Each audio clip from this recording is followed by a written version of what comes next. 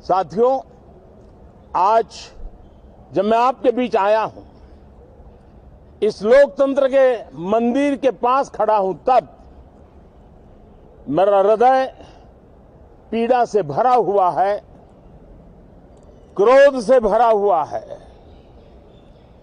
मणिपुर की जो घटना सामने आई है,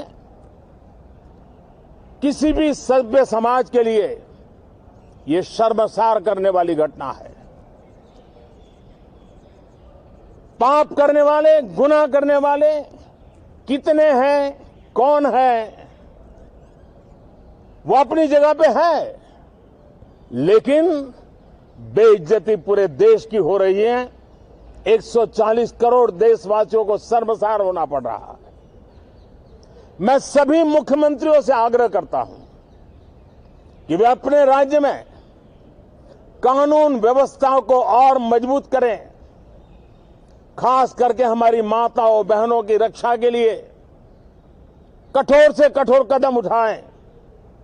घटना चाहे राजस्थान की हो, घटना चाहे छत्तीसगढ़ की हो, घटना चाहे मणिपुर की हो, इस देश में, हिंदुस्तान के किसी भी कोने में, किसी भी की राज्य सरकार में राजनीतिक वाद विवाद से ऊपर उठ करके कानून व्यवस्था का महात्मा, नारी का सम्मान, और मैं देशवासियों को विश्वास दिलाना चाहता हूं, किसी भी गुनहगार को बख्शा नहीं जाएगा। कानून अपनी पूरी शक्ति से, पूरी सख्ती से एक के बाद एक कदम उठाएगा। मणिपुर की इन बेटियों के साथ जो हुआ है, इसको कभी माफ नहीं किया जा सकता है। मानसून सत्र में आप सबका स्वागत है।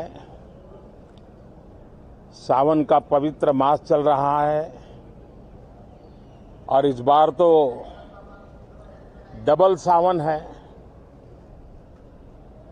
और इसलिए सावन की अवधि भी जरा ज्यादा है।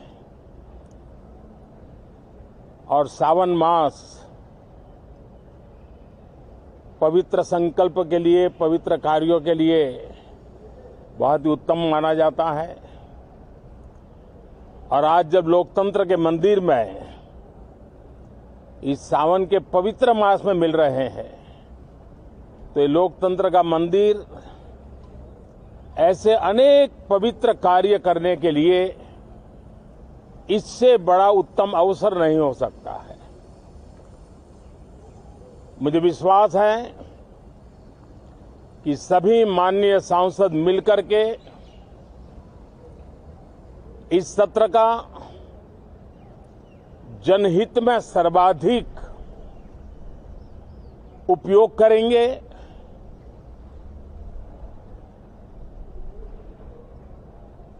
संसद की जो जिम्मेवारी है और संसद में हर सांसद की जो जिम्मेवारी है, ऐसे अनेक कानूनों का बनाना, उसकी विस्तार से चर्चा करना बहुत ही आवश्यक है। और चर्चा जितनी ज्यादा होती है, चर्चा जितनी ज्यादा पैनी होती है, उतना जनहित में दूरगामी परिणाम देने वाले अच्छे निर्णय होते हैं। सदन में जो माननीय सांसद आते हैं, वो धरती से जुड़े हुए होते हैं, जनता के दुख दर्द को समझने वाले होते हैं। और इसलिए जब चर्चा होती है तो उनकी तरफ से जो विचार आते हैं, वो जड़ों से जुड़े हुए विचार आते हैं। और इसलिए चर्चा तो समृद्ध होती है, निर्णय भी सशक्त होते हैं, परिणामकारी होते हैं। और इसलिए मैं सभी राजनीतिक दलों को, सभी माननीय सांसदों को इस सत्र का भरपूर उपयोग करके जनहित के कामों को हम आगे बढ़ाएं। ये सत्र अनेक रूप से महत्व का भी है, क्योंकि इस सत्र में जो बिल लाए जा रहे हैं वो सीधे सीधे जनता के हितों से जुड़े हुए हैं। हमारी युवा पीढ़ी जो पूरी तरह डिजिटल वर्ल्ड के साथ एक प्रकार से नेतृत्व कर रही है, उस समय डेटा प्रोटेक्शन बिल देश के हर नागरिक को एक नया विश्वास देने वाला बिल है और विश्व में भारत की प्रतिष्ठा बढ़ाने वाला बिल है।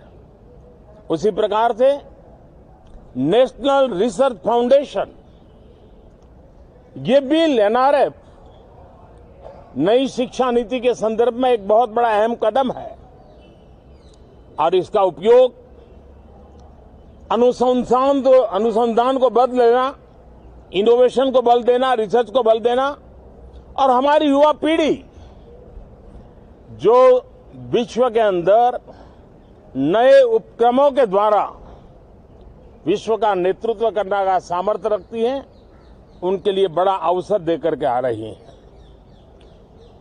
जनविश्वास बिल सामान्य मानवीय के प्रति भरोसा करना, अनेक कानूनों को डिक्रिमिनलाइज करना, इस मुहिम को आगे बढ़ाने वाला ये बिल, उसी प्रकार से जो पुराने कानून है उनको खत्म करने के लिए भी एक बिल में प्रावधान किया जा रहा है। हमारे यहां सदियों से एक परंपरा रही है कि जब विवाद हो तो संवाद से सुलझाया जाए। मीडिएशन की परंपरा हमारे देश की बहुत सदियों पुरानी है, उसको अब कानूनी आधार देते हुए मीडिएशन बिल लाने की दिशा में इस सत्र का बहुत बड़ा उपयोग है, जो अनेक विवादों से सामान्य मानवीय से लेकर के असामान्य संजोगों को भी मिल बैठ करके सुलझाने का एक मजबूत नींव बनाएगा। इसी प्रकार से डेंटल मिशन को लेकर के एक बिल जो हमारे डेंटल कॉलेजेस के लेकर मेडिकल के छात्रों के लिए एक नई व्यवस्था को आकार देगा। ऐसे अनेक महत्वपूर्ण बिल इस बार इस सत्र में संसद में आ रहे हैं, तब ये जनहित के हैं, ये युवा हित के हैं, ये भारत के उज्जवल भविष्य के लिए हैं।